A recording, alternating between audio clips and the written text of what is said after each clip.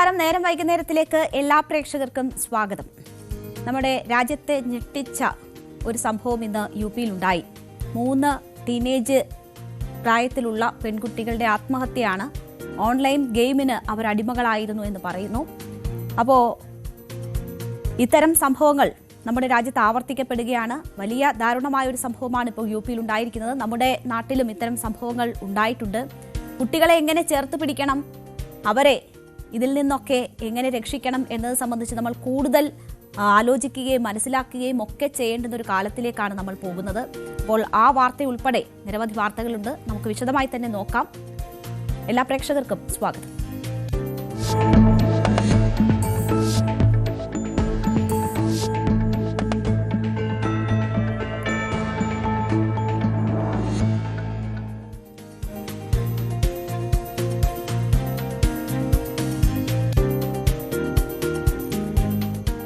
അപ്പോൾ നമ്മൾ ഇന്ന് ആദ്യം പോകുന്നത് നമ്മുടെ ഫോക്കസ് നമ്പർ 1 എന്ന് പറയുന്നത് സ്വർണ്ണക്കൊള്ളയുമായി ബന്ധപ്പെട്ടുള്ള വിഷയമാണ്. സ്വർണ്ണക്കൊള്ളയിൽ സർക്കാരിനും SITക്കും ഒരുപോലെ ആശ്വാസം ഉണ്ടാകുന്ന നടപടികളാണ് ഇന്ന് ഹൈക്കോടതിയിൽ ഉണ്ടായിരിക്കുന്നത്. സ്വർണ്ണക്കൊള്ള വിഷയത്തിൽ നിയമസഭയിൽ അകത്തും പുറത്തും ഒരുപോലെ സമരത്തിലാണ് പ്രതിപക്ഷം എന്നത് നമുക്കറിയാം. ദേവസ്വം മന്ത്രിയുടെ രാജി ആവശ്യപ്പെട്ടാണ് MLA-മാർ സഭയ്ക്ക് പുറത്ത് സമരം ചെയ്യുന്നതെങ്കിൽ SIT അന്വേഷണത്തിലെ വീഴ്ചയും സർക്കാർ ഇടപെടലും ഒക്കെ എടുത്തുകാട്ടി ശക്തമായ പ്രക്ഷോഭമാണ് കഴിഞ്ഞ ദിവസങ്ങളിലായി നിയമസഭയ്ക്കുള്ളിൽ നടന്നു വരുന്നത്. ആ പ്രതിപക്ഷത്തിന് കനത്ത തിരിച്ചടിയാണ് ഹൈക്കോടതി ദേവസ്വം ബെഞ്ചിലെ നടപടിയിലൂടെ ഇന്നുണ്ടായിരിക്കുന്നത്. ശബരിമല സ്വർണ്ണക്കൊള്ളയിൽ SIT അന്വേഷണത്തിൽ വിശ്വാസം പ്രകടിപ്പിച്ചിരിക്കുകയാണ് കോടതി. അന്വേഷണം ശരിയായ ദിശയിലാണ് എന്നതാണ് ദേവസ്വം ബെഞ്ച് ചൂണ്ടിക്കാട്ടുന്നത്. സർക്കാരിന് വൻ ആശ്വാസം നൽകുന്നതാണ് ഇന്നത്തെ കോടതി നടപടികൾ എന്നത് നമുക്ക് കൃത്യമായും പറയാൻ പറ്റും. അപ്പോൾ എന്താണ് ഇന്ന് കോടതിയിൽ സംഭവിച്ചത് ഈ കേസുമായി ബന്ധപ്പെട്ട് എന്നതാണ് നമ്മൾ പരിശോധിക്കാൻ പോകുന്നത്. ഇന്ന് നിയമസഭ തുടങ്ങിയപ്പോൾ മുതൽ വലിയ പ്രതിഷേധമാണ് ഉയർന്നത്. സർക്കാരുമായി സഹകരിക്കാനില്ലെന്ന നിലപാടിൽ ഉറച്ചു നിൽക്കുന്ന പ്രതിപക്ഷത്തെയാണ് നമ്മൾ ഇന്നും കണ്ടത്. ചോദ്യോത്തരവേളയുടെ തുടക്കം മുതൽ തന്നെ അവർ പ്രതിഷേധത്തിലായിരുന്നു. സ്വർണ്ണക്കൊള്ളയിൽ അന്വേഷണം വഴിതെറ്റി എന്നതായിരുന്നു പ്രധാന ആരോപണം. അന്വേഷണം മുന്നോട്ട് പോയാൽ പ്രധാന CPM നേതാക്കൾ ഉൾപ്പെടെ കുടുങ്ങും തുടങ്ങിയ കാര്യങ്ങളാണ് VD സതീശൻ ചൂണ്ടിക്കാട്ടിക്കൊണ്ടിരിക്കുന്നത്. കഴിഞ്ഞ ദിവസങ്ങളിലെല്ലാം പ്രതികളെല്ലാവരും ജാമ്യത്തിൽ പുറത്തിറങ്ങുകയാണെന്നും അതിന് SIT അവസരം ഒരുക്കി നൽകുന്നു എന്നതും പ്രതിപക്ഷം ഉയർത്തുന്ന വിമർശനമാണ്. ഇതിന് പിന്നിൽ മുഖ്യമന്ത്രിയുടെ ഓഫീസാണ്. ഇതൊക്കെയാണ് പ്രതിപക്ഷം ആവർത്തിച്ച് സഭയ്ക്കുള്ളിൽ പറഞ്ഞുകൊണ്ടിരിക്കുന്ന കാര്യങ്ങൾ. സോണിയാഗാന്ധിക്കെതിരായ പ്ലക്കാർഡ് ഉയർത്തിയും മന്ത്രിമാരെ അണിനിരത്തിയും ഒക്കെയായിരുന്നു സർക്കാരിന്റെ ഇതിനോടുള്ള പ്രതിരോധം. അങ്ങനെ സഭയിൽ പ്രതിപക്ഷം കത്തിക്കയറുമ്പോഴാണ് ഹൈക്കോടതിയിൽ നിർണായക ഇടപെടൽ ഈ വിഷയത്തിൽ ഉണ്ടാകുന്നത്. കോടതി ഇതുമായി ബന്ധപ്പെട്ട് ചൂണ്ടിക്കാട്ടിയ കാര്യങ്ങൾ ഇങ്ങനെയാണ്. ശബരിമല സ്വർണ്ണക്കൊള്ള കേസിൽ CBI അന്വേഷണം ആവശ്യപ്പെട്ടുള്ള BJP സംസ്ഥാന അധ്യക്ഷൻ രാജീവ് ചന്ദ്രശേഖർ, വിശ്വ ഹിന്ദു പരിഷത്ത് അടക്കമുള്ളവരുടെ ഹർജിയാണ് ഇന്ന് ദേവസ്വം ബെഞ്ചിന് മുന്നിലേക്ക് എത്തിയത്. ഈ സാഹചര്യത്തിലാണ് കോടതി ചില നിർണായക വിവരങ്ങൾ പങ്കുവച്ചിരിക്കുന്നത്, നിർണായക കാര്യങ്ങൾ ചൂണ്ടിക്കാട്ടിയിരിക്കുന്നത്. SIT അന്വേഷണത്തെ പ്രശംസിക്കുകയാണ് ഹൈക്കോടതി ചെയ്തിരിക്കുന്നത്. എന്തുകൊണ്ടാണ് SIT അന്വേഷണത്തെ എന്തൊക്കെ കാര്യങ്ങൾ പറഞ്ഞാണ് കോടതി പ്രശംസിച്ചതെന്ന് നോക്കിയാൽ SITയുടേത് ഏറ്റവും വിശ്വാസയോഗ്യമായ അന്വേഷണമാണ് എന്ന് പറയുന്നു ഹൈക്കോടതി. ശബരിമല സ്വർണ്ണക്കൊള്ളയിൽ SIT അന്വേഷണം ശരിയായ ദിശയിൽ തന്നെയാണ് മുന്നോട്ട് പോകുന്നതെന്ന് കോടതി ചൂണ്ടിക്കാട്ടുന്നു. അന്വേഷണം ശരിയായ ദിശയിലാണെന്നും അതിൽ ഒരു ആശങ്കയ്ക്കും അടിസ്ഥാനമില്ലെന്നുമാണ് കോടതി ചൂണ്ടിക്കാട്ടുന്നത്. അതിസങ്കീർണമായ കേസാണ് ഈ SIT അന്വേഷിച്ചുകൊണ്ടിരിക്കുന്ന സ്വർണ്ണക്കൊള്ള കേസ് എന്നതാണ് ദേവസ്വം ബെഞ്ച് പറയുന്നത്. കൊലപാതകം പോലെയോ മർദ്ദനം പോലെയോ വേഗത്തിൽ പൂർത്തിയാക്കാവുന്ന ഒരു അന്വേഷണമല്ല ഈ കേസിലേത് എന്നതാണ് കോടതി ചൂണ്ടിക്കാട്ടുന്നത്. എന്തുകൊണ്ട് ഈ സ്വാഭാവിക ജാമ്യം കിട്ടുന്നതിലേക്ക് കാര്യങ്ങൾ നീങ്ങി എന്നതായിരുന്നല്ലോ ഇവിടെ ഉയർന്ന ഏറ്റവും വലിയ വിമർശനം. അവിടെയാണ് കോടതി ചൂണ്ടിക്കാട്ടുന്നത് ഇതൊരു സാധാരണ കേസല്ല, വേഗത്തിൽ പൂർത്തിയാക്കാൻ കഴിയുന്ന കേസല്ല, കൊലപാതകം പോലെയോ മർദ്ദനം പോലെയോ ഒന്നും അങ്ങനെ പൂർത്തിയാക്കാൻ പറ്റുന്ന കേസല്ല ഇത് എന്നത് ചൂണ്ടിക്കാട്ടുന്നത്. കവർച്ചയുടെ ഓരോ കണ്ണികളും കൂട്ടിച്ചേർക്കേണ്ടതുണ്ട് എന്നതാണ് കോടതി പറയുന്നത്. പ്രതീക്ഷിക്കാൻ കഴിയുന്ന പോലെ അല്ലെങ്കിൽ നമ്മൾ പുറത്തുനിന്ന് ഇതൊക്കെ കാണുന്നവർ പ്രതീക്ഷിക്കുന്നത് പോലെ അന്വേഷിക്കാൻ കഴിയുന്ന ഒരു കേസല്ല ഇത് എന്ന വലിയ ശക്തമായ ഒരു നിരീക്ഷണമാണ് കോടതിയുടെ ഭാഗത്തു നിന്നും ഉണ്ടാകുന്നത്. ഇതൊരു സങ്കീർണമായ കേസാണ് എന്നത് കോടതി പറയുന്നു. അത് സമയമെടുത്ത് തന്നെ SIT അന്വേഷിക്കട്ടെ എന്നതാണ് കോടതി ചൂണ്ടിക്കാട്ടുന്നത്. അപ്പോൾ കുറ്റപത്രം സമർപ്പിക്കണമെന്ന് പറഞ്ഞ് എന്തെങ്കിലും തല്ലിക്കൂട്ടി കോടതിയിൽ കൊടുക്കുകയല്ല വേണ്ടത്. കൃത്യമായ അന്വേഷിച്ച് അതിന്റെ കണ്ണികൾ കൂട്ടിയിണക്കിക്കൊണ്ടുള്ള ഒരു കുറ്റപത്രമാണ് ഈ കാര്യത്തിൽ ഉണ്ടാകേണ്ടത് എന്നതാണ് കോടതി ചൂണ്ടിക്കാട്ടുന്നത്. അതിന് സമയമെടുത്ത് SIT അന്വേഷിക്കട്ടെ എന്ന് കോടതി പറയുന്നു. കുറ്റവാളികൾ രക്ഷപ്പെടുമോ എന്ന ആശങ്കയിൽ ആശങ്കയാണ് പ്രധാനമായും ഇതിനെ വിമർശിക്കുന്നവർ ഉയർത്തിക്കാട്ടുന്നത്. നോക്കൂ, പോറ്റി ഉൾപ്പെടെയുള്ളവർ പുറത്തേക്ക് വരാൻ പോകുന്ന സാഹചര്യമാണ്. അങ്ങനെ ഈ കേസിലെ പ്രധാന പ്രതികളെല്ലാം ജാമ്യം തേടി സ്വാഭാവിക ജാമ്യം മേടിച്ചുകൊണ്ട് പുറത്തേക്ക് വരുന്ന സാഹചര്യം കുറ്റവാളികൾ രക്ഷപ്പെടാൻ ഇടയാക്കുമെന്നതായിരുന്നു പ്രധാനപ്പെട്ട ആശങ്ക. ആ വിഷയത്തിൽ കോടതി പറഞ്ഞത് 90 ദിവസത്തിന് ശേഷം പ്രതികൾക്ക് സ്വാഭാവിക ജാമ്യം ലഭിക്കുന്നത് അന്വേഷണത്തെ ബാധിക്കുമെന്ന ആശങ്ക കോടതിക്കില്ല എന്നതാണ് കോടതി പറഞ്ഞിരിക്കുന്നത്. കേസിൽ കുറ്റപത്രം സമർപ്പിക്കാത്തതുകൊണ്ട് പ്രതികൾക്ക് സ്വാഭാവിക ജാമ്യം കിട്ടിയതുകൊണ്ട് ഒരു പ്രതിയും രക്ഷപ്പെടാൻ പോകുന്നില്ല എന്ന് കോടതി പറയുന്നു. കുറ്റം ചെയ്തവർ ആരും നിയമത്തിന്റെ മുന്നിൽ നിന്ന് രക്ഷപ്പെടില്ല. പ്രതികളെ ഏതെങ്കിലും തരത്തിൽ ജാമ്യം തടഞ്ഞുകൊണ്ട് ജയിലിൽ ഇടുന്നത് കൊണ്ട് യാതൊരു കാര്യവുമില്ല എന്നും കോടതി ചൂണ്ടിക്കാട്ടിയിരിക്കുകയാണ്. ശബരിമല സ്വർണ്ണക്കൊള്ള കേസിലെ അന്വേഷണത്തിലെ എല്ലാ കാര്യങ്ങളും നടക്കുന്നത് കോടതി മേൽനോട്ടത്തിലാണ്. കുറച്ചുകൂടെ സമയം നൽകൂ എന്നും ഹർജിക്കാരോട് കോടതി പറയുകയാണ്. ഞങ്ങൾ മേൽനോട്ടം വഹിക്കുന്നുണ്ട്, ഞങ്ങൾ എല്ലാ കാര്യങ്ങളും നോക്കുന്നുണ്ട്, ഞങ്ങൾക്കതിൽ ബോധ്യമുണ്ട്, അതുകൊണ്ട് കുറച്ച് സമയം കൂടി SITക്ക് നൽകൂ എന്നതാണ് കോടതി പറയുന്നത്. അന്വേഷണത്തിന്റെ എല്ലാ കാര്യങ്ങളും സൂക്ഷ്മമായി നിരീക്ഷിക്കുന്നുണ്ട്, പരിശോധിക്കുന്നുണ്ട് എന്ന് കോടതി പറയുന്നു. അതിനുശേഷം ഹർജിക്കാരോട് കോടതി പറയുന്ന കാര്യങ്ങൾ ഇതാണ്. ഹർജിക്കാർ ആവശ്യപ്പെട്ടത് CBI അന്വേഷണമാണ്. നിസാരമായ കാര്യങ്ങൾ മുൻനിർത്തി CBI അന്വേഷണം ആവശ്യപ്പെടരുത് എന്നതാണ് ഹർജിക്കാരോട് കോടതി പറഞ്ഞത്. SIT അന്വേഷണം നടത്തുന്നത് ഹൈക്കോടതിയുടെ മേൽനോട്ടത്തിലാണ്. അന്വേഷണം എങ്ങനെയാണ് മുന്നോട്ട് പോകുന്നതെന്ന് ദേവസ്വം ബെഞ്ചിന് അറിയാം. സംസ്ഥാന പോലീസിലെ ഉദ്യോഗസ്ഥരാണ് CBIയിൽ ഡെപ്യൂട്ടേഷനിൽ പോകുന്നത്. അവിടെ പോയാലും ഇവരൊക്കെ തന്നെയാണ് അന്വേഷിക്കുന്നത് എന്നതാണ് കോടതി പറയുന്നത്. ഏറ്റവും വിശ്വാസ്യതയുള്ള ഉദ്യോഗസ്ഥരാണ് ഇപ്പോൾ കേസ് അന്വേഷിക്കുന്നത് എന്നതും കോടതി ചൂണ്ടിക്കാട്ടുന്നു. അപ്പോൾ ഇപ്പോൾ നടക്കുന്ന അന്വേഷണത്തിന് 100-ൽ 100 മാർക്ക് നൽകുന്ന രീതിയിലുള്ള പരാമർശങ്ങളും ആണ് കോടതിയുടെ ഭാഗത്തു നിന്നും ഉണ്ടായിട്ടുള്ളത്. അത് വലിയ സങ്കീർണമായ കേസാണ്. നമ്മൾ തുടക്കത്തിലൊന്നും കാണുന്നത് പോലെ അല്ല, ഇപ്പോൾ വലിയ സങ്കീർണമായ കേസായി ഈ സ്വർണ്ണക്കൊള്ള കേസ് മാറിയിരിക്കുന്നു. അതിന്റെ കണ്ണികൾ കൂട്ടിയിണക്കുക എന്നത് വലിയ ഭാരിച്ച പണിയാണ്, സങ്കീർണമായ പ്രവൃത്തിയാണ്. അത് സമയമെടുത്തുകൊണ്ട് SIT ചെയ്യട്ടെ എന്നതാണ് കോടതി പറഞ്ഞിരിക്കുന്നത്.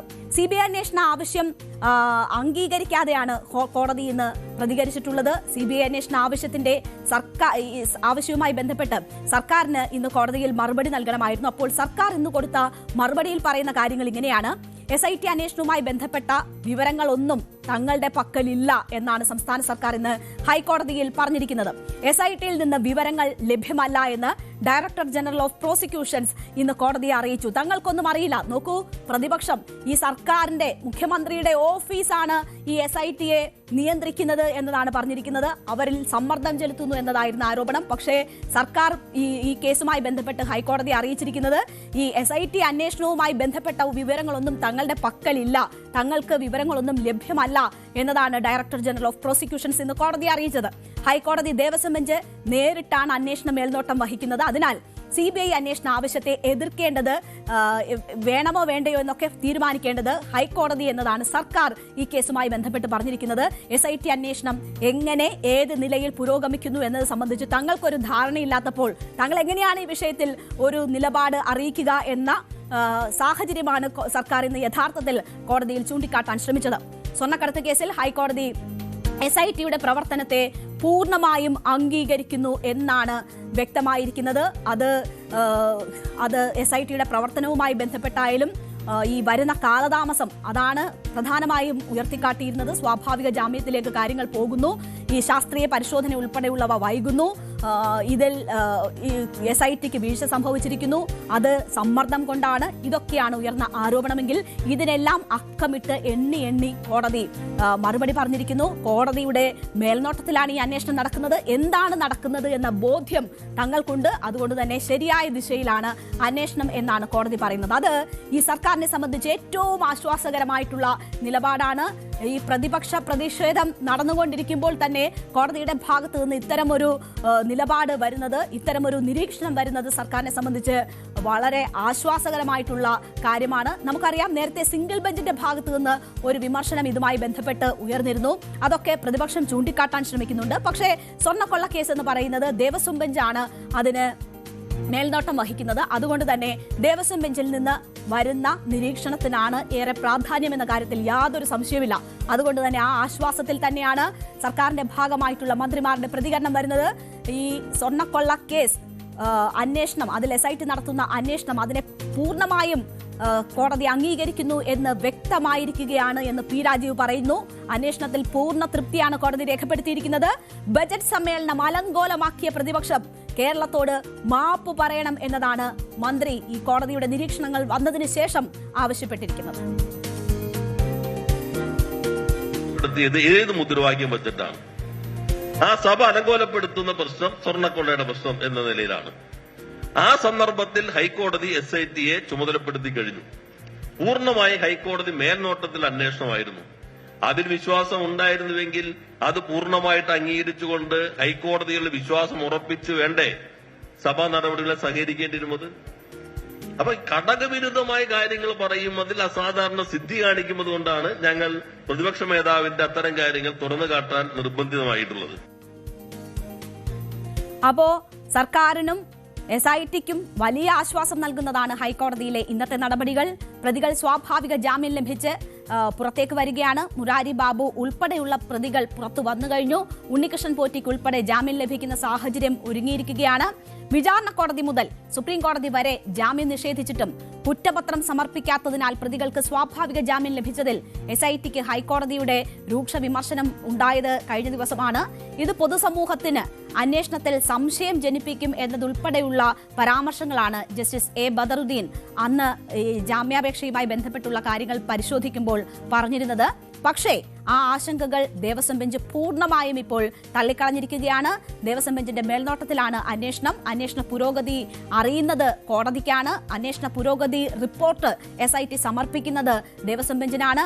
അപ്പോൾ ആ കാര്യങ്ങളൊക്കെയും മനസ്സിലാക്കിക്കൊണ്ടാണ് കോടതി പറയുന്നത് ആശങ്കപ്പെടേണ്ടുന്ന സാഹചര്യമൊന്നുമില്ല, ഈ അന്വേഷണം ശരിയായ ദിശയിലാണ് എന്ന് പറയുമ്പോൾ മറ്റ് സംശയങ്ങൾ നമുക്ക് മാറ്റിവെക്കാം, കോടതിയെ വിശ്വസിക്കാം. സ്വർണ്ണക്കൊള്ളയിൽ ഒരു കുറ്റവാളിയും രക്ഷപ്പെടില്ല എന്നതാണ് കോടതി ഇന്നും ആവർത്തിച്ചിരിക്കുന്നത്. അത് തന്നെ സംഭവിക്കട്ടെ എന്ന് നമുക്ക് ആശിക്കാം.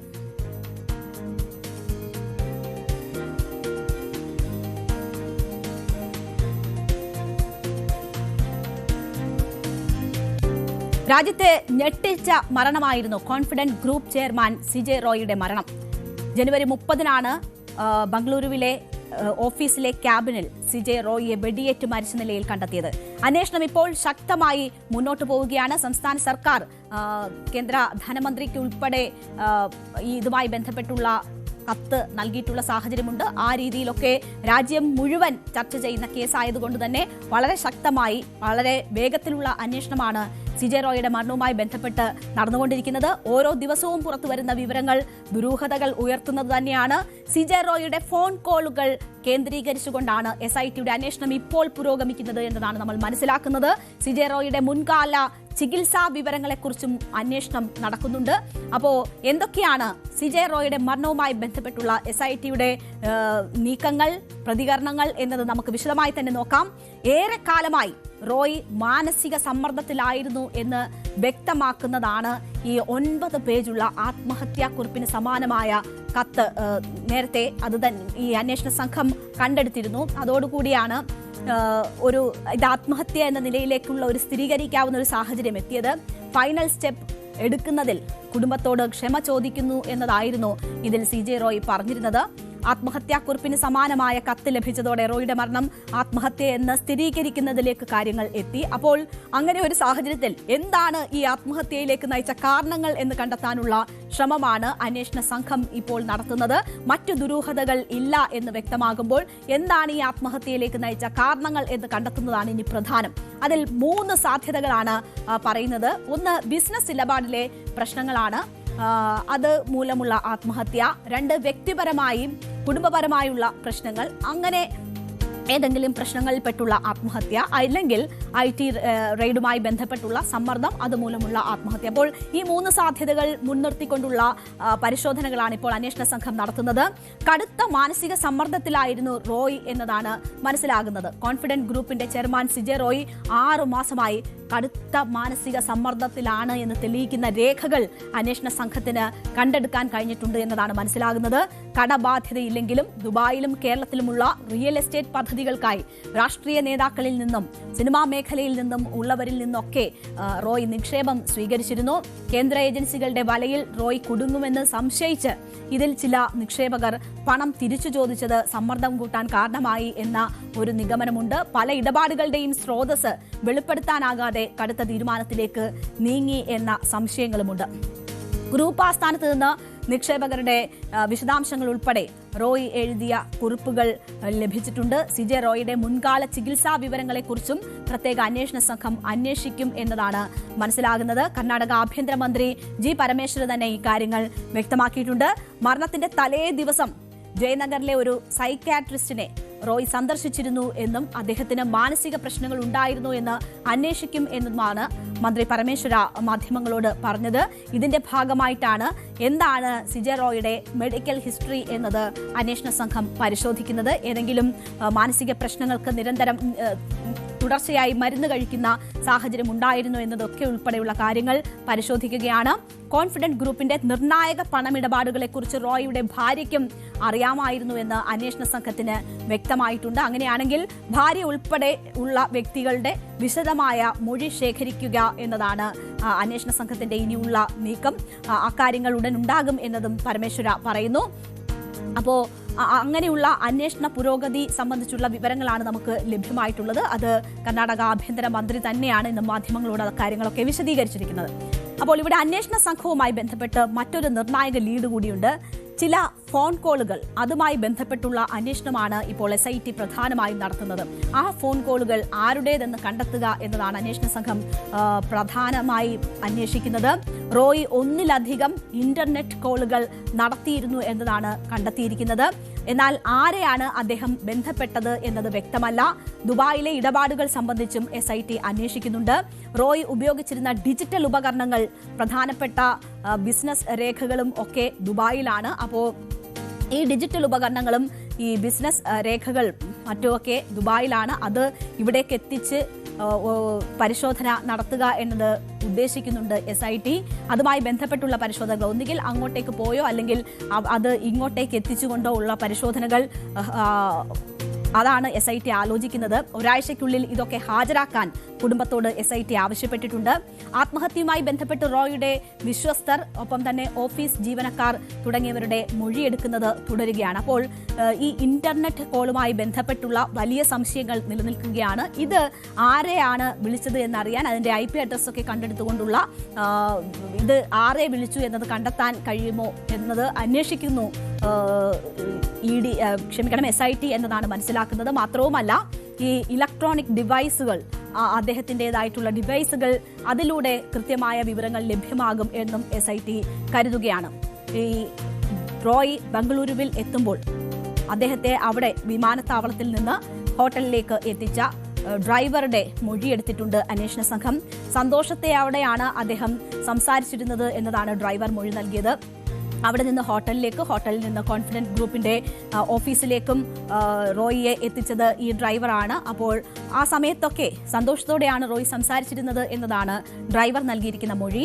ഹോട്ടലിൽ താമസിച്ചത് ബംഗളൂരുവിലെ അദ്ദേഹം താമസിക്കുന്ന വീട്ടിൽ അറ്റകുറ്റപ്പണികൾ നടക്കുന്നതിനാലാണ് ഹോട്ടലിലേക്ക് താമസിച്ചത് എന്നതാണ് പറയുന്നത്. എന്തായാലും അവിടെയുള്ള CCTV ദൃശ്യങ്ങൾ ഉൾപ്പെടെ അന്വേഷണ സംഘം ശേഖരിക്കുകയാണ്. അതിൽ വിശദമായി പരിശോധന നടത്തുക എന്നതാണ് ഉദ്ദേശിക്കുന്നത്. അപ്പോൾ ഇന്റർനെറ്റ് കോൾ സംബന്ധിച്ചുള്ള അന്വേഷണം, ഒപ്പം ഈ ഹോട്ടലിലെ CCTVകൾ, ഡിജിറ്റൽ ഡിവൈസ്, ഇതൊക്കെ ഉപയോഗിച്ചുള്ള അന്വേഷണമാണ്, ഇതൊക്കെ കണ്ടെത്തി ഉള്ള അന്വേഷണമാണ് SIT ഉദ്ദേശിക്കുന്നത്. അതിലൂടെ പ്രധാനപ്പെട്ട വിവരങ്ങൾ ലഭ്യമാകും എന്നതാണ് SIT കരുതുന്നത്. എന്നാൽ ഇതുവരെ പ്രധാനപ്പെട്ട മറ്റ് രേഖകളൊന്നും കണ്ടെത്താനായിട്ടില്ല. ഇതൊക്കെ ദുബായിലാണ്. പ്രധാനപ്പെട്ട ഇലക്ട്രോണിക് ഉപകരണങ്ങളൊക്കെ ദുബായിലാണ് അദ്ദേഹം സൂക്ഷിച്ചിട്ടുള്ളത്. അതുകൊണ്ട് തന്നെ ബന്ധുക്കളോട് അവ എത്തിക്കാൻ ആവശ്യപ്പെട്ടിരിക്കുകയാണ്. എന്തായാലും ആത്മഹത്യയാണ്. ആത്മഹത്യയിലേക്ക് നയിച്ച കാരണങ്ങൾ എന്ത് എന്നതാണ് ഇപ്പോൾ അന്വേഷണ സംഘം കണ്ടെത്താൻ ശ്രമിച്ചുകൊണ്ടിരിക്കുന്നത്. അതിൽ ദുബായിലെ ഇടപാടുകളുമായി ബന്ധപ്പെട്ടൊക്കെ വലിയ സംശയങ്ങൾ നിലനിൽക്കുന്നുണ്ട്. അതിൻ്റെയൊക്കെ രേഖകൾ എവിടെ, എങ്ങനെ എന്നതൊക്കെയാണ് കണ്ടെത്തേണ്ടത്. അത് ഭാര്യയ്ക്ക് അദ്ദേഹത്തിന്റെ സാമ്പത്തിക ഇടപാടുകളുമായി ബന്ധപ്പെട്ടുള്ള വിവരങ്ങളെല്ലാം അറിയാമെന്ന് SIT മനസ്സിലാക്കിയിരിക്കുന്നു. അങ്ങനെയാണെങ്കിൽ ഏറ്റവും അടുത്ത ബന്ധുക്കളെ ബന്ധുക്കളുടെ മൊഴിയെടുക്കുന്നതിലൂടെ ആയിരിക്കും കൂടുതൽ വിവരങ്ങൾ SIT ശേഖരിക്കുക, പുറത്തുവരിക. ദുബായിലെ ഡിജിറ്റൽ ഡിവൈസ് ഉൾപ്പെടെയുള്ളവയുടെ പരിശോധന ഇതിൽ വളരെ പ്രധാനപ്പെട്ടതാണ്. എന്തായാലും മരണത്തിൽ ജുഡീഷ്യൽ അന്വേഷണം ആവശ്യപ്പെട്ട് കേരള മുഖ്യമന്ത്രി പിണറായി വിജയൻ കേന്ദ്ര ധനമന്ത്രി നിർമ്മല സീതാരാമന് കത്തയച്ചിരുന്നു. ആദായ നികുതി വകുപ്പ് നിർമ്മല സീതാരാമന്റെ കീഴിലായതിനാൽ അന്വേഷണ കാര്യത്തിൽ തീരുമാനമെടുക്കേണ്ടത് കേന്ദ്ര സർക്കാരാണ് എന്നതാണ് കർണാടക സർക്കാർ ഇപ്പോൾ ചൂണ്ടിക്കാട്ടുന്നത്. അതേസമയം ആത്മഹത്യ എന്ന് ഉറപ്പിക്കാവുന്ന സാഹചര്യങ്ങൾ ലഭിച്ചതോടെ കുടുംബാംഗങ്ങളുടെയും അടുത്ത ജീവനക്കാരുടെയും ഒക്കെ മൊഴിയെടുത്തും ഇലക്ട്രോണിക്സ് ഡിവൈസ് പരിശോധിച്ചും ആത്മഹത്യയിലേക്ക് നയിച്ച കാരണങ്ങൾ വേഗത്തിൽ തന്നെ കണ്ടെത്തി ഈ കേസ് അവസാനിപ്പിക്കാനുള്ള ശ്രമങ്ങളാണ് SITയുടെ മേൽനോട്ടത്തിൽ നടക്കുന്നത്. SITയുടെ പ്രതീക്ഷയും അതുതന്നെയാണ്. മറ്റൊരു അന്വേഷണത്തിലേക്ക് കാര്യങ്ങൾ നീങ്ങുകയോ സമ്മർദ്ദമുണ്ടാവുകയോ ചെയ്യുന്നതിന് മുൻപ് തന്നെ കണ്ടെത്താനാകും ഇതിന്റെ കാരണങ്ങൾ എന്നതാണ് SITയും കരുതുന്നത്.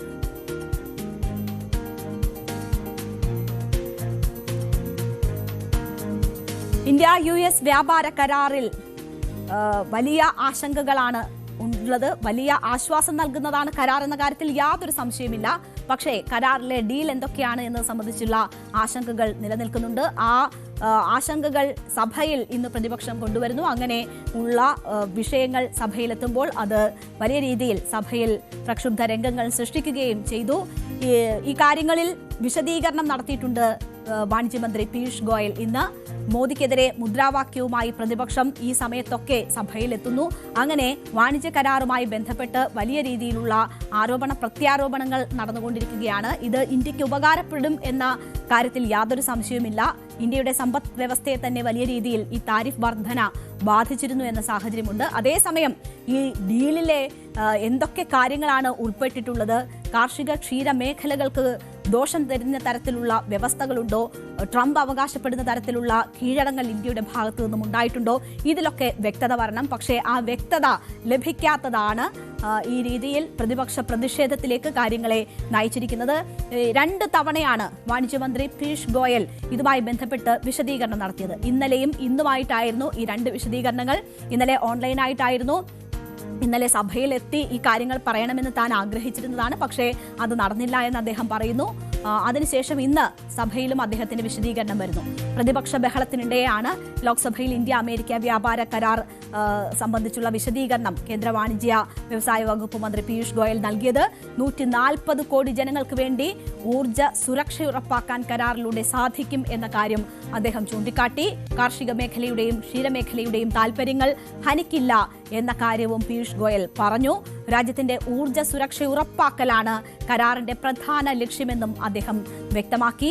രാജ്യത്തിന്റെ കയറ്റുമതി രംഗത്ത് ഗുണം ചെയ്യുന്നതും make in India, design in India പോലുള്ള പദ്ധതികളെ ആഗോളതലത്തിൽ പ്രോത്സാഹിപ്പിക്കുന്നതുമാണ് ഇന്ത്യ-US വ്യാപാര കരാർ എന്നതാണ് പീയൂഷ് ഗോയൽ പറഞ്ഞത്. കർഷകർക്കും ചെറുകിട വ്യാപാരികൾക്കും ഈ കരാർ ഗുണകരമാകുന്നതാണ് എന്ന് അദ്ദേഹം പറയുന്നു. 2 സാമ്പത്തിക ശക്തികൾ തമ്മിലുള്ള കരാറാണ് ഇത് എന്നത് പീയൂഷ് ഗോയൽ പറഞ്ഞു. ഇന്ത്യക്ക് മേലുള്ള US തീരുവ മറ്റ് രാജ്യങ്ങളെക്കാൾ കുറവാണ് എന്നത് അതൊരു നേട്ടമായി പീയൂഷ് ഗോയൽ വ്യക്തമാക്കി. അതേസമയം തന്നെ പ്രതിപക്ഷം ലോക്സഭയിൽ പ്രധാനമന്ത്രി നരേന്ദ്രമോദിക്കെതിരെ പോസ്റ്ററുകളുമായി പ്രതിഷേധിക്കുകയും ശബ്ദമുയർത്തുകയുമാണ് ചെയ്തത്. PM കോംപ്രമൈസ്ഡ് എന്നെഴുതിയ പോസ്റ്ററുകളുമായാണ് പ്രതിപക്ഷം ഇന്ന് പ്രതിഷേധിച്ചത്. അതായത് അമേരിക്കയ്ക്ക് മുന്നിൽ കീഴടങ്ങിയിരിക്കുന്നു എന്നതാണ് പ്രതിപക്ഷം ഉയർത്തുന്ന വിമർശനം. പ്രതിപക്ഷാംഗങ്ങൾ മറ്റൊരു സറണ്ടർ മോദി എന്ന് ആർത്ത് വിളിച്ചുകൊണ്ടും സഭയിൽ പ്രതിഷേധിക്കുന്നത് കാണാമായിരുന്നു.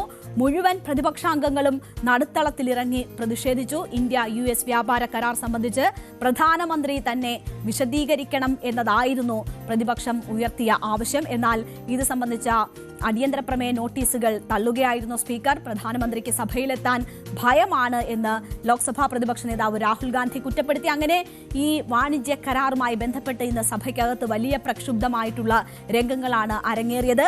പ്രതിപക്ഷ ബഹളത്തെ തുടർന്ന് സഭ നിർത്തിവെക്കുന്ന സാഹചര്യവും ഉണ്ടായി.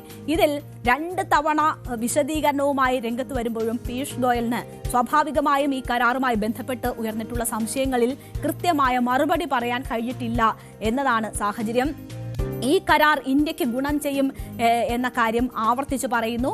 ക്ഷീര കാർഷിക മേഖലകൾക്ക് ദോഷകരമായ ഒന്നും ഉണ്ടാകില്ല എന്ന് പറയുന്നതിനപ്പുറം ട്രംപിന്റെ അവകാശവാദം തള്ളാനോ അതിൽ വ്യക്തത വരുത്താനോ അദ്ദേഹം തയ്യാറായിട്ടില്ല. അദ്ദേഹത്തിന് അതിന് സാധിച്ചിട്ടില്ല എന്നതാണ് യഥാർത്ഥത്തിൽ ഈ പ്രതിപക്ഷ പ്രതിഷേധത്തിന് ആധാരമായിട്ടുള്ള കാര്യം. ഇപ്പോഴും ഇതിനെ അനുകൂലിക്കുന്നവർക്ക് പോലും ഈ കാര്യത്തിൽ കൃത്യമായി എന്താണ് സംഭവിച്ചിട്ടുള്ളത് എന്നത് വിശദീകരിക്കാനാകുന്നില്ല എന്നതാണ് വസ്തുത.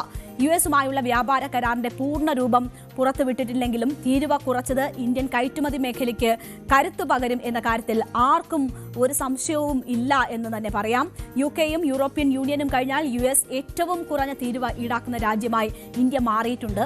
ഏറ്റവും ഉയർന്ന 50% നിന്നും 18% തീരുവ കുറയുന്നു എന്ന് പറയുന്നത് ഇന്ത്യയെ സംബന്ധിച്ച് ആശ്വാസമാണ്. അതിൽ യാതൊരു സംശയവുമില്ല. ആ തരത്തിലൊക്കെയുള്ള ഗുണപരമായ ഘടകങ്ങൾ ഇതിലുണ്ട് എന്നത്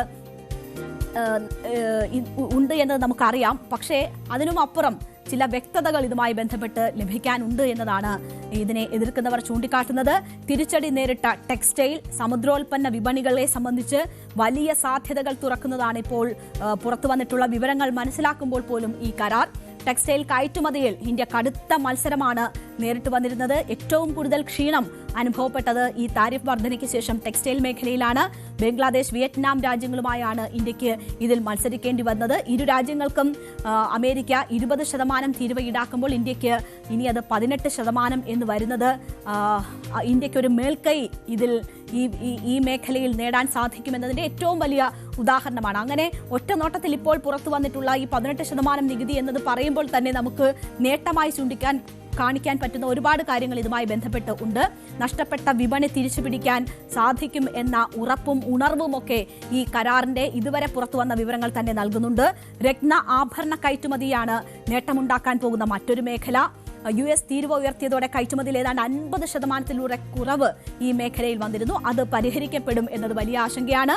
വലിയ പ്രതിസന്ധി നേരിടുന്ന ചെമ്മീനടക്കം സമുദ്രോൽപ്പന്നങ്ങൾ, അത് നമ്മുടെ കേരളത്തെ പോലും എത്ര മോശമായ രീതിയിൽ ബാധിച്ചിട്ടുണ്ട് എന്ന് നമുക്കറിയാം. അപ്പോൾ ആ മേഖലകൾക്ക് കൂടി വലിയ ഉണർവ് ലഭിക്കുന്ന തീരുമാനമാണ് ഇപ്പോഴുണ്ടായിട്ടുള്ളത്. അവർക്ക് യുഎസ് വിപണി തുറന്നു കിട്ടുന്നത് വലിയ ആശ്വാസകരമായി മാറും. ഇലക്ട്രിക്കൽ ഉൽപ്പന്നങ്ങൾ, മെഷീനറികൾ തുടങ്ങിയ എഞ്ചിനീയറിംഗ് മേഖല, കെമിക്കൽ, ലെതർ ഉൽപ്പന്നങ്ങൾ എന്നിവയ്ക്കെല്ലാം സാധ്യതയേറുന്നു എന്ന കാര്യത്തിൽ യാതൊരു സംശയമില്ല. അതൊക്കെ സ്വീകാര്യമാണ്. പക്ഷേ കയറ്റുമതി വർദ്ധിക്കുന്ന സാഹചര്യം എന്ന് പറയുന്നത് MSME പോലെയുള്ള സംരംഭകർക്കൊക്കെ ഗുണകരമാകും. അപ്പോൾ ഇതൊക്കെയും ഗുണകരമാകുമെന്ന കാര്യത്തിൽ നമുക്ക് ഒരു സംശയമില്ല. പക്ഷേ ഏതെല്ലാം മേഖലകളാണ് യുഎസിന് തീരുവയില്ലാതെ ഇറക്കുമതിക്ക് അനുമതി നൽകുന്നത്? അതിൽ നമുക്ക് വ്യക്തത വരുന്നില്ല. നമുക്ക് കയറ്റുമതി ചെയ്യാൻ പറ്റുന്ന ഇടങ്ങൾ, അവിടെ താരിഫ് കുറയുന്നു എന്നത് നമ്മളെ സംബന്ധിച്ച് ആശ്വാസകരമാകുന്നു എന്നതുപോലെ തന്നെ അമേരിക്കയ്ക്ക് ഇറക്കുമതിക്ക് ചെയ്തു കൊടുത്തിരിക്കുന്ന നമ്മൾ എവിടെയെങ്കിലും കോംപ്രമൈസ് ചെയ്തിട്ടുണ്ടോ? എത്രയാണ് ഇറക്കുമതിക്ക് നൽകിയിരിക്കുന്ന തീരുവ? ആ തീരുവയിൽ എന്തെങ്കിലും കുറവ് വന്നിട്ടുണ്ടോ? അവർക്ക് ഇറക്കുമതിക്ക് അനുമതി നൽകുന്നത് ഏതൊക്കെ ഘടകങ്ങളിലാണ്, ഏതൊക്കെ മേഖലകളിലാണ്? ഇതുകൂടി വ്യക്തമായാലേ ഈ കരാർ ആർക്കാണ് ഏറ്റവും ഗുണകരമാവുക എന്നത് നമുക്ക് മനസ്സിലാക്കാൻ കഴിയുകയുള്ളൂ. കാർഷിക ക്ഷീര വിപണിയുമായി ബന്ധപ്പെട്ടിട്ടുള്ള ആശങ്കകളാണ് ഇപ്പോൾ നിലനിൽക്കുന്നത്. ഈ രണ്ട് മേഖലകളും അവിടുത്തെ താൽപ്പര്യങ്ങൾ സംരക്ഷിക്കും എന്ന കാര്യം വാണിജ്യമന്ത്രി ഉറപ്പു നൽകുന്നുണ്ട്. അത് ആവർത്തിച്ച് അദ്ദേഹം പറയുന്നത് പ്രതീക്ഷ നൽകുന്നതാണ്. പക്ഷേ അപ്പോഴും കൃത്യമായ ചില ചോദ്യങ്ങൾക്കുള്ള മറുപടി അദ്ദേഹത്തിന്റെ ഭാഗത്തു നിന്നും ലഭിക്കുന്നില്ല എന്നതാണ് വസ്തുത. ട്രംപ് അതിൽ പറഞ്ഞിരിക്കുന്ന അവകാശവാദങ്ങൾ അത് തെറ്റാണ് എങ്കിൽ അത് തെറ്റാണ് എന്ന് തിരുത്താത്തത് എന്തുകൊണ്ട് എന്നൊരു ചോദ്യമാണ് ഇവിടെ പ്രധാനമായും ഉയരുന്നത്. ട്രംപിനെ പേടിയാണോ, അല്ലെങ്കിൽ ട്രംപ് പറഞ്ഞ തെറ്റായ കാര്യങ്ങൾ എന്തുകൊണ്ട് തിരുത്തുന്നില്ല എന്നതാണ് പ്രധാനം. അതേസമയം ഇതൊരു വലിയ പ്രതീക്ഷയുള്ള കരാറാണ്. അതിൽ വസ്തുതാവിരുദ്ധമായി പലതും പറയുന്ന വ്യക്തിയാണ് ട്രംപ് അങ്ങനെ എന്തെങ്കിലും പറഞ്ഞിട്ടുണ്ടെങ്കിൽ, അവകാശവാദം ഉന്നയിച്ചിട്ടുണ്ടെങ്കിൽ അതിന് ആ രീതിയിലല്ല പ്രതികരണം നൽകേണ്ടത് എന്നതാണ് മറ്റ് ചിലർ ചൂണ്ടിക്കാട്ടുന്നത്. അപ്പോൾ അമേരിക്കയെ പിണക്കി നമുക്ക് മുന്നോട്ട് പോവുക എന്നത് സാധ്യമല്ലാത്ത സാഹചര്യമുണ്ട്. ഈ കരാർ ഇന്ത്യയെ സംബന്ധിച്ചും വളരെ പ്രധാനമാണ്, അമേരിക്കയെ സംബന്ധിച്ചും പ്രധാനമാണ്. അമേരിക്കയ്ക്കും ഇന്ത്യക്കും ഒരുപോലെ ആവശ്യമുള്ളതാണ് ഈ വാണിജ്യ കരാർ. അപ്പോൾ അവിടെ സമവായത്തിന്റെ ഒരു പാതയാണ് നമ്മൾ കണ്ടെത്തേണ്ടുന്നത് എന്നത് തന്നെയാണ് വസ്തുത. അതിനുവേണ്ടി തന്നെയാണ് ഇന്ത്യ കാത്തിരുന്നതും ശ്രമിച്ചതും. EUവുമായി മറ്റ് ബദൽ സംവിധാനങ്ങൾ ഏർപ്പെടുത്താനും മറ്റ് ബദൽ കരാറുകൾ ഏർപ്പെടാനും ഒക്കെ ഇന്ത്യ ശ്രമിച്ചത് ആ തന്ത്രപരമായ നീക്കത്തിന്റെ ഭാഗമാണ്. അതൊക്കെ തന്നെയാണ് ഈ കരാറിലേക്ക് എത്തിച്ചിരിക്കുന്നത്. അപ്പോഴും എങ്ങനെ കരാറിലേക്ക് കാര്യങ്ങൾ എത്തിയെന്നതും അമേരിക്കയ്ക്ക് ഏതൊക്കെ മേഖലകളിലാണ് ഇളവ് എന്നതിലും എത്രമാത്രം ഇറക്കുമതിക്കുള്ള അനുമതിയാണ് നൽകുന്നത് എന്നതിലുമൊക്കെയുള്ള ചോദ്യങ്ങൾ ബാക്കിയാണ്. ഈ ചോദ്യങ്ങൾക്ക് ഉത്തരം ലഭിച്ചാൽ മാത്രമേ ഇതിൽ ഈ ആശങ്കകൾ ഒഴിവാകുകയുള്ളൂ. ഇപ്പോൾ കർഷകർ വലിയ ആശങ്കയിലാണെന്നും വലിയ പ്രതിഷേധത്തിന് തയ്യാറെടുക്കുന്നു എന്ന തരത്തിലൊക്കെയുള്ള വാർത്തകളുണ്ട്. അപ്പോൾ ഓരോരുത്തർക്കും അവരുമായി ബന്ധപ്പെട്ട മേഖലകളിലുള്ള ആശങ്കകൾ നീങ്ങണം, അതിൽ വ്യക്തമായ മറുപടി നൽകണം. ഇന്ന് പ്രധാനമന്ത്രി ഈ രാഷ്ട്രപതിയുടെ പ്രസംഗത്തിനുള്ള നന്ദി പ്രമേയ ചർച്ചയിൽ പങ്കെടുത്ത സഭയിൽ അല്പസമയത്തിനകം സംസാരിക്കുമെന്നാണ് കരുതുന്നത്. അതിലെങ്കിലും ഈ സംശയങ്ങൾക്ക് മറുപടി കിട്ടും എന്ന് നമുക്ക് പ്രതീക്ഷിക്കാം. ഇടവേളയ്ക്ക് ശേഷം തിരിച്ചെത്താം.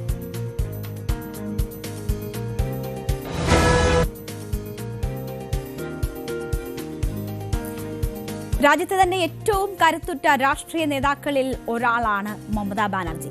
ഏതു പ്രതിസന്ധി ഘട്ടത്തിലും ഒരു കരുത്തുറ്റ പോരാളിയായി മമതാ ബാനർജി മാറാറുണ്ട്. ബംഗാൾ നിയമസഭാ തെരഞ്ഞെടുപ്പിലേക്ക് നീങ്ങുമ്പോൾ അത് കൂടുതൽ പ്രകടമാക്കുകയാണ് മമതാ ബാനർജി. തൃണമൂൽ കോൺഗ്രസിന്റെ തെരഞ്ഞെടുപ്പ് തന്ത്ര സ്ഥാപനമായ ഐപാക്കിന്റെ ഓഫീസിൽ റെയ്ഡ് നടന്നപ്പോൾ മുഖ്യമന്ത്രി മമതാ ബാനർജി സ്ഥലത്തെത്തി നടത്തിയ നാടകീയമായ ഇടപെടൽ നമ്മൾ കണ്ടതാണ്. നേരം വൈകുന്നേരത്തിൽ നമ്മൾ അത് പരിശോധിച്ചതാണ്. ഇപ്പോൾ ബംഗാളിലെ SIR-നെതിരായ ഹർജിയിൽ അഭിഭാഷകയുടെ കുപ്പായമണിഞ്ഞ് സുപ്രീം കോടതിയിൽ നേരിട്ടെത്തിയിരിക്കുകയാണ് ബംഗാൾ മുഖ്യമന്ത്രി മമതാ ബാനർജി. വലിയ അസാധാരണമായ ഒരു നീക്കമാണ് ഈ വിഷയവുമായി ബന്ധപ്പെട്ട് ഇന്ന് മമതാ ബാനർജി നടത്തിയിരിക്കുന്നത്. സുപ്രീം കോടതിയിൽ എന്ത് നടന്നു എന്നത് നോക്കാം. സുപ്രീം കോടതിയിലെ മുൻനിര അഭിഭാഷകർക്കൊപ്പമാണ് ഇന്ന് മമതാ ബാനർജി സുപ്രീം കോടതിയിൽ നിന്നത്. കൈകൂപ്പിക്കൊണ്ട് ജനാധിപത്യത്തെ സംരക്ഷിക്കണമെന്ന് സുപ്രീം കോടതിയോട് മമതാ ബാനർജി അഭ്യർത്ഥിച്ചു. അതുമാത്രമല്ല, അത് ഈ SIR-മായി ബന്ധപ്പെട്ടുള്ള മമതാ ബാനർജിയുടെ വാദമുഖങ്ങൾ കോടതിക്ക് മുന്നാകെ ഉയർത്തി. 10 മിനിറ്റ് സമയം തനിക്ക് വാദിക്കാൻ വേണം എന്നതാണ് മമതാ ബാനർജി ആവശ്യപ്പെട്ടത്. സുപ്രീം കോടതി ചീഫ് ജസ്റ്റിസ് സൂര്യകാന്ത് അധ്യക്ഷനായ ഡിവിഷൻ ബെഞ്ച് മമതയുടെ ആ ആവശ്യം അംഗീകരിച്ചു. പാർട്ടിക്ക് വേണ്ടിയല്ല, ജനങ്ങൾക്ക് വേണ്ടിയാണ് താൻ വാദിക്കുന്നത് എന്നതാണ് മമതാ ബാനർജി പറഞ്ഞത്. സമഗ്ര വോട്ടർ പട്ടിക പരിഷ്കരണത്തിനെതിരെ ശക്തമായ വാദമുഖങ്ങളാണ് പിന്നീട് മമതാ ബാനർജിയിൽ നിന്നും ഉണ്ടായത്. വലിയ തോതിൽ വോട്ടർമാരെ ഒഴിവാക്കാനുള്ള നടപടികളാണ് SIR-ലെ നടക്കുന്നതെന്ന് മമതാ ബാനർജി പറയുന്നു. ഇക്കാര്യത്തിൽ കോടതിയുടെ നിർദ്ദേശം അനിവാര്യമാണ് എന്നതാണ് അവർ ഇന്ന് ചൂണ്ടിക്കാട്ടിയത്. ടാഗോറിന്റെ വരികൾ ഉദ്ധരിച്ചുകൊണ്ടായിരുന്നു മമത കോടതിയിൽ ഇങ്ങനെ കത്തിക്കയറിയത്. വോട്ടർമാരുടെ പ്രയാസങ്ങൾ അക്കമിട്ട് നിരത്തുന്നതായിരുന്നു മമതാ ബാനർജിയുടെ വാദങ്ങൾ. 100-ലധികം പേർ SIR-നെ തുടർന്ന് ബംഗാളിൽ മരിച്ചു എന്ന സാഹചര്യം മമത കോടതിയുടെ ശ്രദ്ധയിൽപ്പെടുത്തി.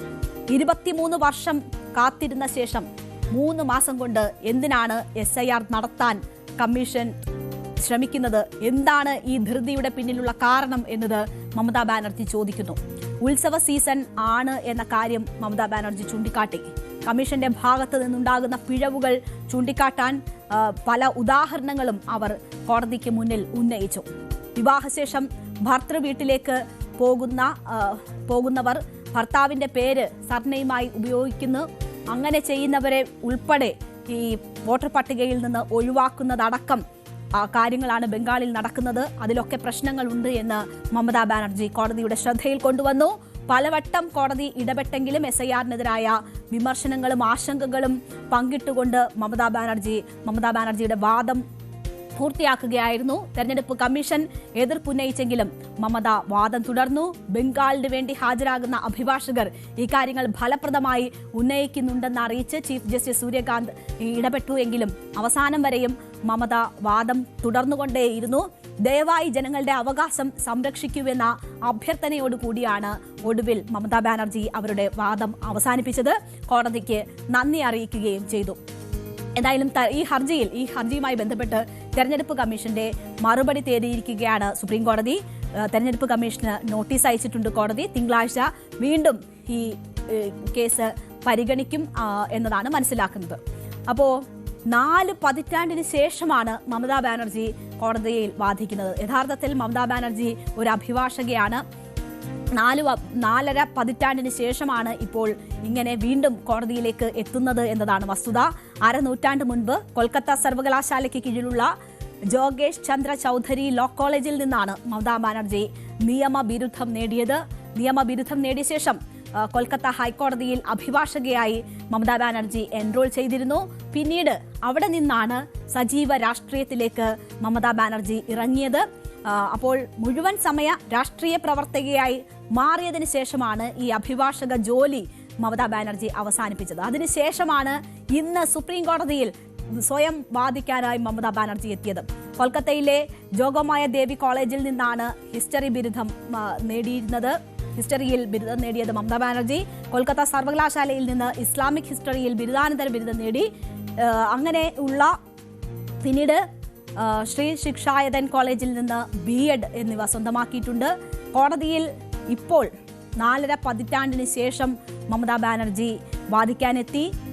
അത് അഭിഭാഷകയുടെ വേഷമണിഞ്ഞ് ബംഗാളിലെ ജനങ്ങൾക്ക് വേണ്ടിയാണ് താൻ വാദിക്കുന്നത് എന്നതാണ് ബംഗാൾ മുഖ്യമന്ത്രിയായ മമതാ ബാനർജി ഇന്ന് കോടതിയോട് പറഞ്ഞത്. 1970 സ്ഥാപിതമായ കൊൽക്കത്തയിലെ കോളേജിൽ നിന്ന് ലോ പഠനം പൂർത്തിയാക്കിയ മമതാ ബാനർജി അപ്പോൾ നേരത്തെ ഉണ്ടായിരുന്ന തന്റെ അഭിഭാഷക വൃത്തിയിലെ പരിചയം വളരെ വൃത്തിയോടെയും ഭംഗിയോടെയും ഇന്ന് സുപ്രീം കോടതിയിൽ മുമ്പിൽ തങ്ങളുടെ കാര്യങ്ങൾ വാദിക്കാൻ വേണ്ടി അവതരിപ്പിക്കുകയായിരുന്നു, പ്രയോജനപ്പെടുത്തുകയായിരുന്നു യഥാർത്ഥത്തിൽ ചെയ്തത്. അങ്ങനെ സ്വന്തം കേസ് വാദിക്കുന്ന ആദ്യ മുഖ്യമന്ത്രിയായിരിക്കുകയാണ് മമതാ ബാനർജി. SIRൽ ജനങ്ങൾക്കുണ്ടാകുന്ന ബുദ്ധിമുട്ടുകൾ കോടതിയെ അറിയിക്കാൻ മുഖ്യമന്ത്രി നേരിട്ട് വാദിക്കാൻ എത്തിയതിന്റെ ഇമ്പാക്ട് എന്ന് പറയുന്നത് എത്ര വലുതാണ് എന്ന് നമ്മൾ കാണണം. രാജ്യത്ത് തന്നെ കേന്ദ്ര സർക്കാരിനെതിരെ നേർക്കുനേർ പോരാട്ടം കാഴ്ചവെക്കുന്ന ഏറ്റവും ശക്തിയായ മുഖ്യമന്ത്രിയാണ് മമതാ ബാനർജി. വലിയ മൈലേജ് എന്തായാലും തെരഞ്ഞെടുപ്പ് അടുത്തിരിക്കുന്ന ബംഗാളിൽ ഇക്കാര്യത്തിൽ മമതാ ബാനർജിക്ക് ലഭിക്കും എന്ന കാര്യത്തിൽ സംശയമില്ല. അവിടെ BJP പല വിധത്തിലുള്ള തെരഞ്ഞെടുപ്പ് തന്ത്രങ്ങൾ ആവിഷ്കരിച്ചുകൊണ്ട് ഇത്തവണ ബംഗാളിൽ നിർണായക ശക്തിയാകാൻ, നിർണായകമായ നേട്ടമുണ്ടാക്കാനുള്ള ശ്രമങ്ങൾ നടത്തി വരവെയാണ് മമതാ ബാനർജി കൂടുതൽ ജനങ്ങളിലേക്ക് ഇറങ്ങിച്ചെല്ലുന്നത്. ആ പോരാട്ടം, കേന്ദ്ര സർക്കാരുമായുള്ള പോരാട്ടം ഘടിപ്പിക്കുന്നത് ഏറ്റവും ശക്തമായി കേന്ദ്ര സർക്കാരിനെതിരെ പോരാട്ടം നയിക്കുന്ന മുഖ്യമന്ത്രിമാരിൽ ഒരാളാണ് മമതാ ബാനർജി. ഇന്നും ആ പോരാട്ട വീര്യമാണ് സുപ്രീം കോടതിയിൽ ഉൾപ്പെടെ എത്തിയിരിക്കുന്നത്.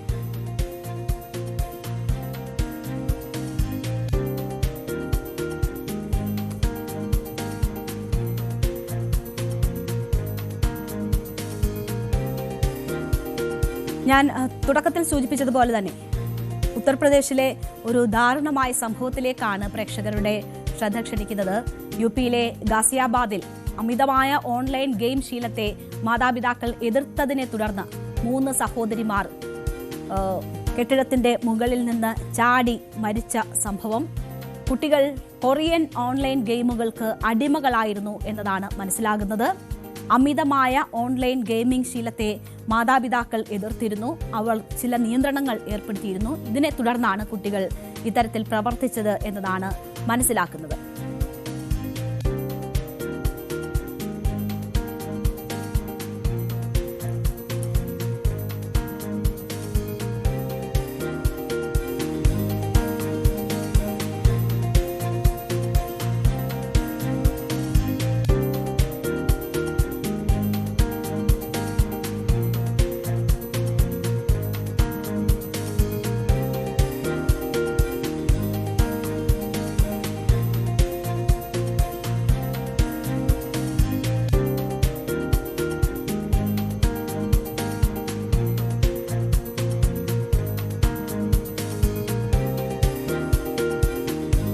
ഇപ്പോൾ പുലർച്ചെ 2:30 ഭാരത് സിറ്റി ഏരിയയിലാണ് ഈ ദാരുണമായ സംഭവം ഉണ്ടായത്. 16 വയസ്സുള്ള നിഷിക, പ്രാചി എന്ന 14 വയസ്സുള്ള കുട്ടി, പ്രാഖി എന്ന 12 വയസ്സുള്ള കുട്ടി, ഇവരാണ് മരിച്ചത്. സാഹിബാദിനെ ടീലാമോർ പോലീസ് സ്റ്റേഷൻ പരിധിയിലുള്ള ഭാരത് സിറ്റിയിലെ ബഹുനില കെട്ടിടത്തിലെ 9ാം നിലയിലെ ഫ്ളാറ്റിലെ ബാൽക്കണിയിൽ നിന്നാണ് ഈ കുട്ടികൾ ചാടി ജീവനൊടുക്കിയത്. രക്ഷിതാക്കൾ ക്ഷമിക്കണം എന്നെഴുതിയ കുട്ടികൾ എഴുതി വെച്ച 1 പേജ് വരുന്ന കുറിപ്പ് കണ്ടെടുത്തതായി പോലീസ് പറയുന്നു. കുട്ടികളുടെ മരണം സംബന്ധിച്ച പ്രാഥമിക അന്വേഷണത്തിലാണ് മൂവർക്കും ഈ മൊബൈൽ ഗെയിമുകളോട് വലിയ ആസക്തി ഉണ്ട് എന്ന കാര്യം അന്വേഷണ സംഘം ഇപ്പോൾ സ്ഥിരീകരിച്ചിരിക്കുന്നത്. ആ സംഭവത്തിന്റെ AI ദൃശ്യാവിഷ്കാരം കണ്ടതിന് ശേഷം തിരിച്ചെത്താം.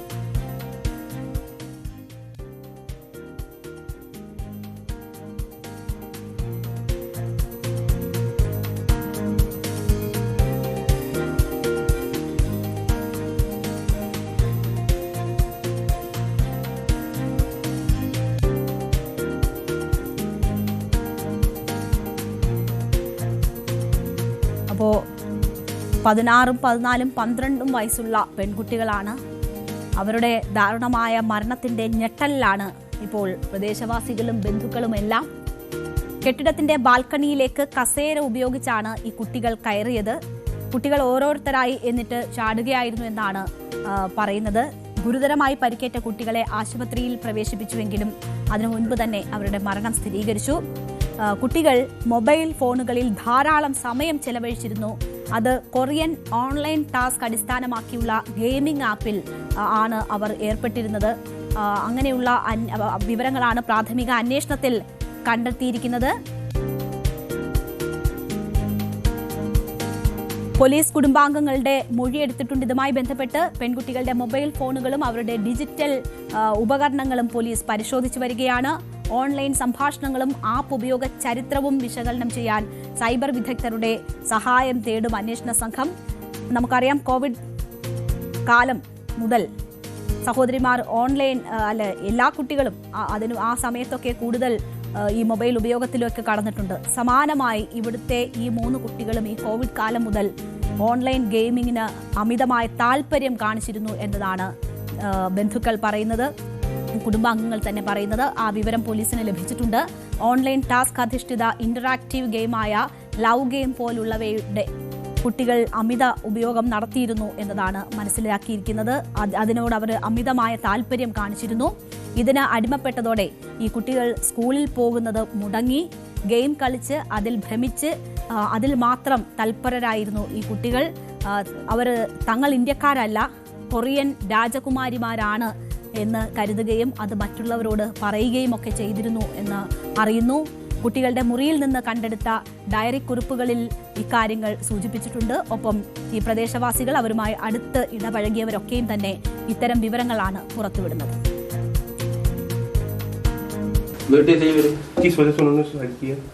उन्होंने गेमिंग के चक्कर में कराई है, गेमिंग टास्क पूरा करा जी। कौन सा गेम? हमें तो ये भी नहीं पता था। वो आया ना, वो जो वैन होती क्या होती है वो जो टीम आती है मोबाइल टीम, फोरेंसिक टीम ने बताया जी हमें सारी वेरिफिकेशन करके ये गेमिंग का था जी सारा। गेमिंग का था, हमें पता था जी। कब से गेम ये गेम ये गेम जी 2-2.5-3 साल से खेल रही थी।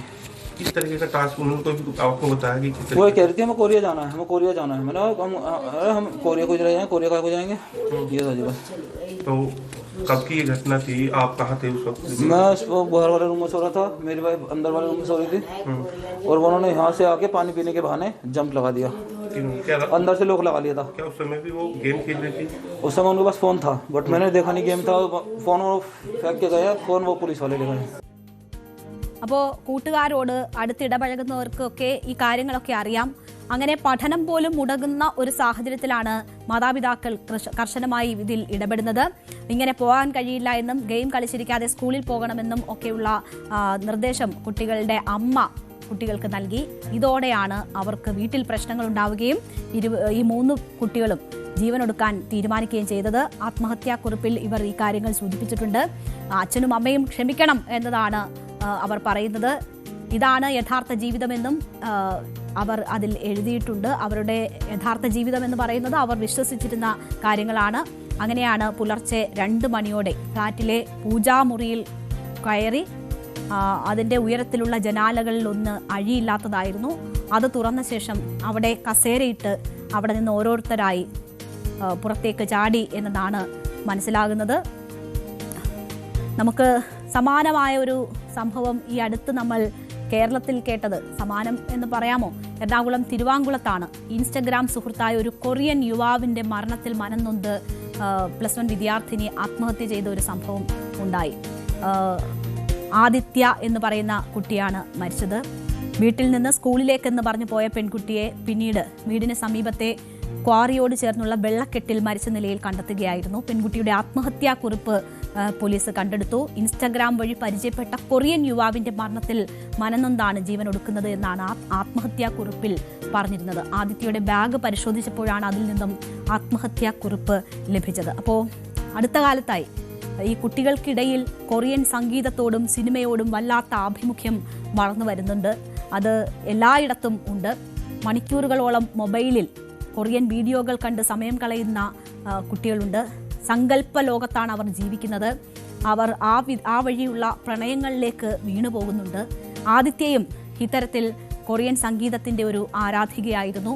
ജീവനെടുക്കുന്ന ഓൺലൈൻ ഗെയിമാണ് ഇപ്പോൾ ഗാസിയാബാദിൽ വില്ലനായിരിക്കുന്നത്. അവർ കൊറിയൻ രാജകുമാരിമാർ എന്ന് പറഞ്ഞാണ് അവർ ജീവിച്ചിരുന്നത്. ഈ ലോകത്തെയല്ല, അവർ എന്താണ് യാഥാർത്ഥ്യം എന്നത് മനസ്സിലാകുന്നില്ല. മറ്റേതോ ഒരു ലോകത്ത് ജീവിക്കുന്നവരെ പോലെയായിരുന്നു അവർ.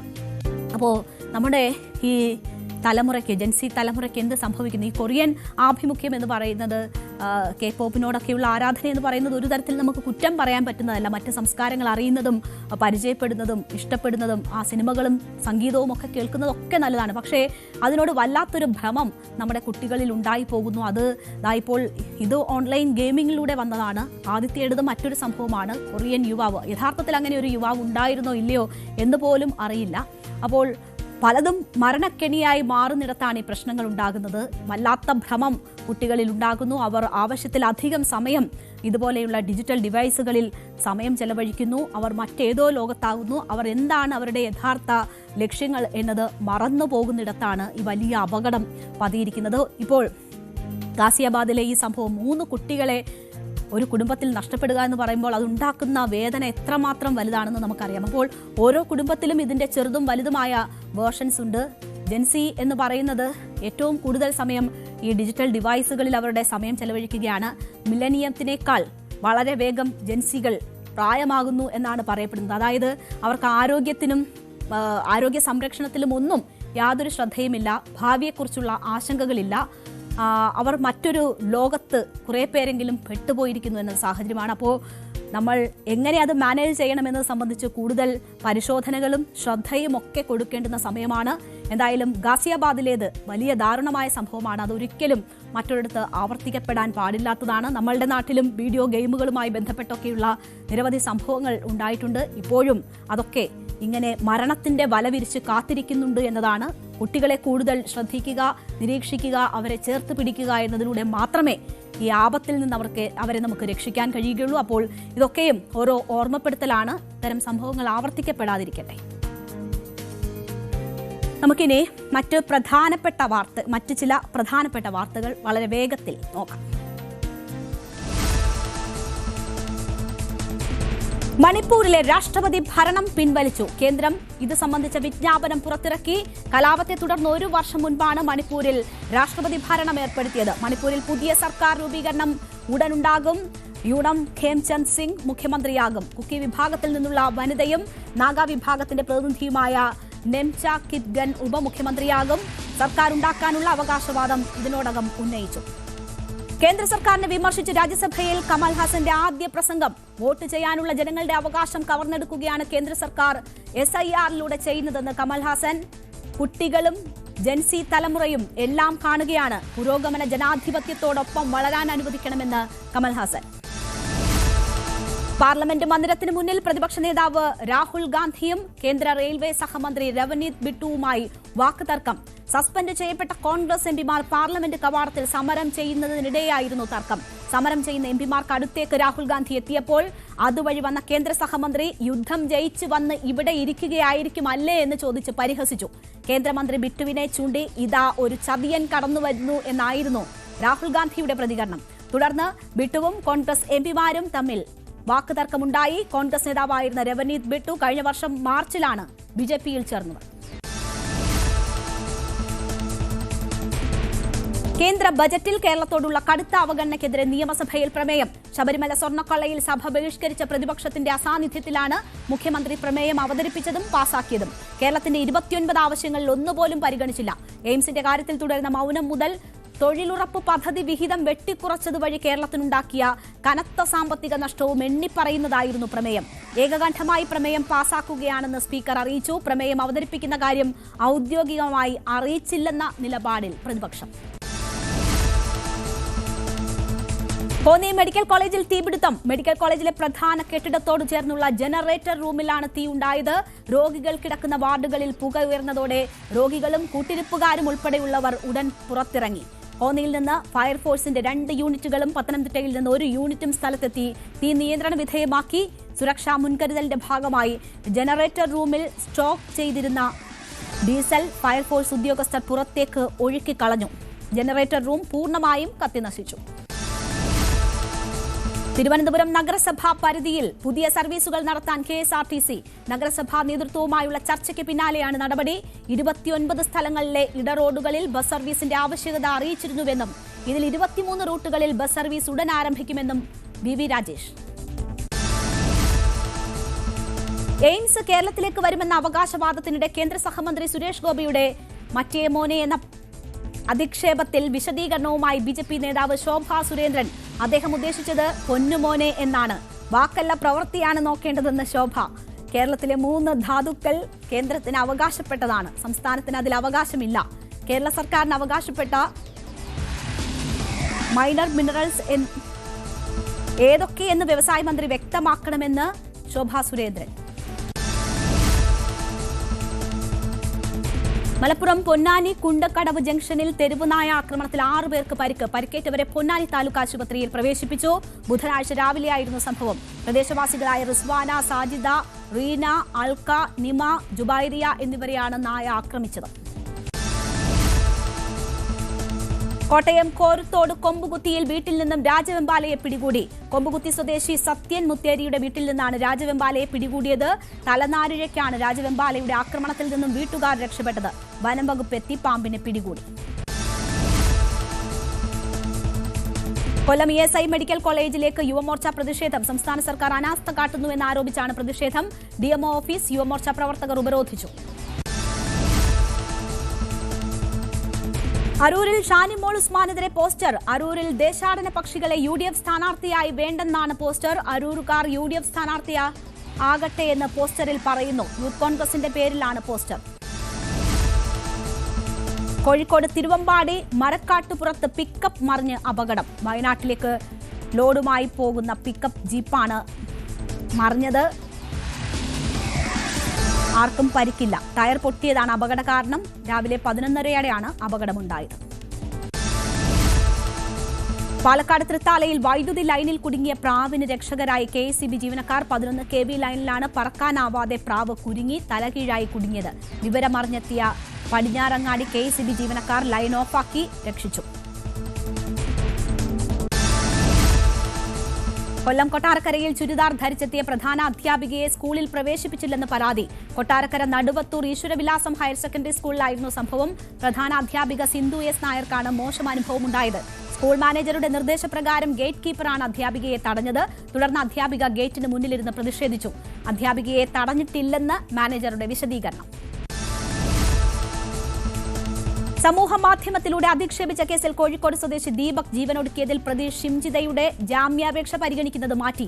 വെള്ളിയാഴ്ചയാണ് കോഴിക്കോട് പ്രിൻസിപ്പൽ സെഷൻസ് കോടതി ജാമ്യാപേക്ഷ പരിഗണിക്കുന്നത്. നേരത്തെ കുന്നമംഗലം മജിസ്ട്രേറ്റ് കോടതി ഷിംജിതയുടെ ജാമ്യാപേക്ഷ തള്ളിയിരുന്നു. ഷിംജിതയെ കസ്റ്റഡിയിൽ വാങ്ങാൻ അന്വേഷണ സംഘം കോടതിയിൽ അപേക്ഷ നൽകും. നിലവിൽ മഞ്ചേരി ജയിലിൽ റിമാൻഡിലാണ് ഷിംജിത. പാലക്കാട് ഒറ്റപ്പാലത്ത് സ്കൂൾ വിദ്യാർത്ഥികളുമായി പോവുകയായിരുന്ന ഓട്ടോറിക്ഷ സ്ഫോടക വസ്തുവിന് മുകളിലൂടെ കയറി പൊട്ടിത്തെറിച്ചു. തൃക്കങ്ങോട് വിവേകാനന്ദ ചാത്തൻപറമ്പ് റോഡിൽ രാവിലെയാണ് സംഭവം. മിനിശ്ശേരി AUP സ്കൂളിലെ വിദ്യാർത്ഥികളുമായി പോവുകയായിരുന്ന ഓട്ടോറിക്ഷയാണ് അപകടത്തിൽപ്പെട്ടത്. വിദ്യാർത്ഥികൾ അത്ഭുതകരമായി രക്ഷപ്പെട്ടു. പന്നിപ്പടക്കമാകാം പൊട്ടിത്തെറിച്ചതെന്നാണ് സംശയം. പ്രദേശത്ത് കാട്ടുപന്നി ശല്യം അതിരൂക്ഷമാണെന്ന് ward member K Sreeja. Idukki ജില്ലാ ആസ്ഥാനത്ത് വാഴത്തോപ്പിന് സമീപം കാട്ടുതീ പടർന്ന് വൻ നാശം. അടിമാലി കുമളി ദേശീയപാതയുടെ ഭാഗമായ വാഴത്തോപ്പ് പള്ളിക്കവലയ്ക്കും തടിയമ്പാടിക്കും ഇടയിലാണ് തീ പടർന്നത്. 2 ഹെക്ടറോളം കത്തിനശിച്ചു. റോഡിന് മുകൾ ഭാഗത്തെ തരിശു ഭൂമിക്ക് പുറമെ 1 ഏക്കറിലധികം കൃഷിഭൂമിയും അഗ്നിക്കിരയായി. വഴിയാത്രക്കാർ ആരെങ്കിലും സിഗരറ്റ് കുറ്റി എറിഞ്ഞതാകാം തീപിടുത്തത്തിന് കാരണമെന്ന് നിഗമനം.